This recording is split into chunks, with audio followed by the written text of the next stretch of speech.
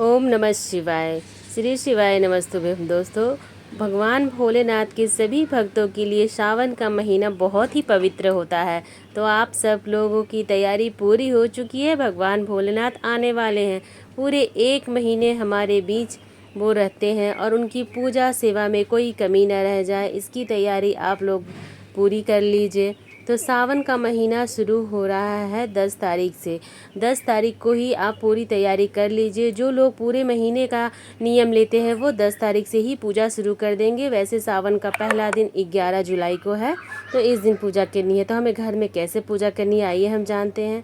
तो सबसे पहले हम दीपक प्रज्वलित कर लेंगे। जब भी हम कोई पूजा करते हैं तो सबसे पहले हम दीपक प्रज्वलित कर लेते हैं।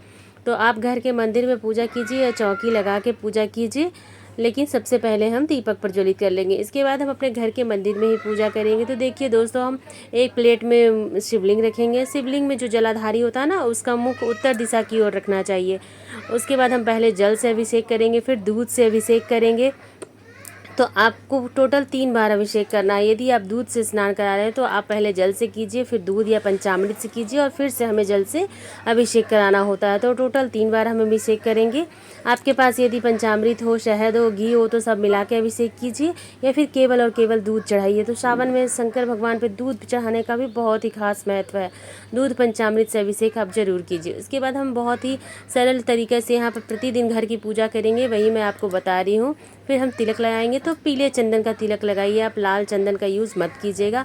प्रतिदिन हमें पीले चंदन का तिलक लगाना है। वस्त्र समर्पित करेंगे, जनेऊ समर्पित करेंगे। यदि आपके पास जनेऊ नहीं है तो मौली को इस तरह से 7 बार लपेटते हुए गोल कर कर आप जनेऊ समर्पित कीजिए, वस्त्र समर्पित कीजिए। इसी तरह से हमें भगवान भोलेनाथ को वस्त्र समर्पित करना है। आप चाहे तो इसी तरह से प्रतिदिन मिट्टी का शिवलिंग बनाकर, पार्थिव शिवलिंग बनाकर भी पूजा कर सकते हैं, यदि आपके घर में शिवलिंग नहीं है तो। और शिवलिंग आपको सावन में नया आप ला सकते हैं, उसकी स्थापना पूजा कर सकते हैं। शिवलिंग भी आपको इतना बड़ा लेना है जो कि मतलब अंगूठे के साइज़ का हो। इससे बड़ा शिवलिंग घर में नहीं रखना चाहिए। प्राण प्रतिष्ठा इसके किए बिना इससे बड़ा शिवलिंग नहीं रखना चाहिए। फिर हम फूल, बेलपत्र, जो भी चीज़ें भगवान को बहुत अधिक प्रिय है, यदि आपके पास हो तो अर्पित कीजिए। नहीं तो भगवान भोलेनाथ तो केवल 1 लोटा जल में ही प्रसन्न होते हैं। इसलिए आप जो भी चीज़ें पूजा की सामग्री हो, आप एक एक करके बहुत ही प्रेम पूर्वक नमः शिवाय, ओम नमः शिवाय का जाप करते हुए भगवान भोलेनाथ को समर्पित कीजिए। भोलेनाथ तो भोले हैं, सभी चीज़ों से प्रसन्न होते हैं। इसके बाद हम उनका प्रिय फूल समर्पित करेंगे। तो यह नीलकंठ फूल जो है, नीला फूल अपराजिता का, ये भी भगवान भोलेनाथ को बहुत अधिक प्रिय है। तो आप ये फूल समर्पित कीजिए। सफ़ेद फूल समर्पित कीजिए। भगवान भोलेनाथ को सफ़ेद फूल भी बहुत अधिक प्रिय है। तो सफ़ेद फूल समर्पित कीजिए। जो भी चीज़ें आपके पास पूजा के लिए हो, प्रतिदिन के लिए, नित्य प्रतिदिन हमें इसी तरह से पूजा करनी है। तो मैं बहुत ही सरल तरीका बता रही हूँ आपको प्रतिदिन की पूजा के लिए। तो आप प्रतिदिन अपने घर में किस तरह से पूजा करेंगे। जो भी फूल हो, हम फूल पत्ते, भगवान भोलेनाथ तो वैसे भी अघोरी है, जंगल में ही, पहाड़ों में निवास करते हैं। तो उन्हें फूल पत्ती, जिस भी तरह के पत्ती हो, 7-11 अलग अलग पत्तियाँ, आपके पास बेलपत्र ना हो तो कोई भी फूल पत्ती आप समर्पित कर सकते हैं। फिर हम मिश्री का भोग लगाएंगे। तो प्रतिदिन यदि आप पूजा करते हैं तो केवल मिश्री का, चीनी का, बतासे का ही भोग समर्पित कर सकते हैं। इसके अलावा कोई भी ऋतुफल भी आप समर्पित कर सकते हैं। तो जो भी ऋतुफल आपको मिले वो भी आप प्रतिदिन भोग लगाने में समर्पित कर सकते हैं। भांग, धतूरा, ये सब चीज़ें भगवान को बहुत अधिक प्रिय है, तो आप ज़रूर समर्पित कीजिए। 1 चुटकी भांग आप रोज़ समर्पित कीजिए। यदि प्रतिदिन की पूजा कर रहे हैं तो इन सब चीज़ों को आप पास में रख लीजिए ताकि आप भूल ना जाएं। फिर हम अक्षत समर्पित करेंगे। तो अक्षत आप जरूर समर्पित कीजिए। अपनी मनोकामनाओं को पूर्ति के लिए आप हाथ में अक्षत रखकर संकल्प लेकर जरूर समर्पित कीजिए। तो आप कम से कम 5 अक्षत तो जरूर समर्पित कीजिए। वैसे 108 तो प्रतिदिन करें तो बहुत ही अच्छी बात है। फिर हम भोग समर्पित करेंगे, 1 लोटा जल समर्पित करेंगे। फिर इसके बाद हमें आरती करनी है। तो यहाँ पर आप बहुत ही प्रेम पूर्वक, यदि आपके पास समय है तो आप आरती कीजिए, नहीं तो नमः शिवाय का जाप करते हुए आरती को इसी तरह से घुमा लीजिए।